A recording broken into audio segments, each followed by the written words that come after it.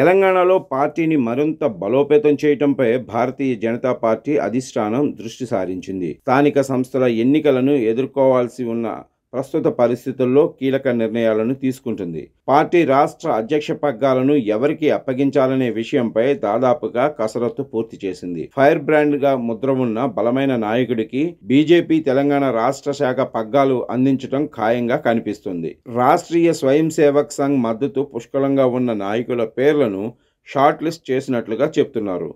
సామాజిక వర్గ సమీకరణాలను సైతం దీనికి ప్రాతిపదికగా తీసుకున్నట్లు తెలుస్తోంది. ప్రస్తుతం తెలంగాణ బీజేపీ రాష్ట్ర శాఖ అధ్యక్షుడిగా కేంద్ర మంత్రి జి కిషన్ రెడ్డి కొనసాగుతున్నారు. ఆయన వారసుడిని పార్టీ ఎంపిక చేయాల్సి ఉంది. దీనికోసం సీనియర్ నేతల పేర్లను పరిశీలనలో తీసుకుంది. ఎంపీలు ఈటెల రాజేందర్, ధర్మపురి అరవింద్, రఘునందన్ రావు, మాజీ ఎమ్మెల్సీ రామచంద్రరావు, చింతల రామచంద్రారెడ్డి, మురళీధర్ రావు పేర్లు ప్రముఖంగా వినిపిస్తున్నాయి. మహిళను పార్టీ అధ్యక్షురాలిగా చేయాలనుకుంటే మహబూబ్నగర్ లోక్సభ సభ్యురాలు డీకే అరుణకు ఆ అవకాశం దక్కుతుందని సమాచారం. రామచంద్రరావుతో పాటు ఈటెల రాజేందర్, ధర్మపురి అరవింద్ ఈ పదవి కోసం ఫ్రంట్ రన్నర్లుగా నిలిచారు. మహిళా నాయకత్వం వైపు మొగ్గు చూపితే మాత్రం డీకే అరుణను ఖాయం చేయటం ఖాయంగా కనిపిస్తుంది. జూలై మొదటి వారంలో తెలంగాణ బీజేపీ అధ్యక్ష పదవిపై ప్రకటన ఉండొచ్చని తెలుస్తోంది. కేంద్ర హోంశాఖ మంత్రి అమిత్ షా ఆదివారం తెలంగాణలో పర్యటించనున్న విషయం తెలిసిందే.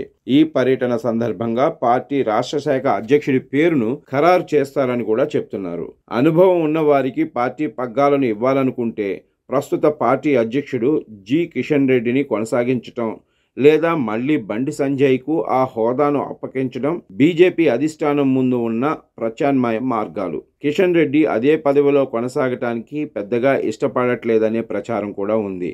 కొత్త వారిని ఎంపిక చేయాలనుకుంటే ధర్మపురి అరవింద్, ఈటెల రాజేందర్, రామచంద్రరావు లేదా డీకే అరుణల్లో ఒకరిని పార్టీ అధ్యక్ష పీఠం వరిస్తుంది. ఈ నలుగురిలో కూడా ఆర్ఎస్ఎస్ మద్దతు ఉన్నవారిని ఎంపిక చేయడానికే పార్టీ అగ్రనాయకత్వం మొగ్గు చూపుతోంది. ఆ పరిస్థితి వస్తే ధర్మపురి అరవింద్, రామచంద్రరావుల్లో ఒకరి పేరు ఖరారవుతున్నట్టుగా తెలుస్తోంది.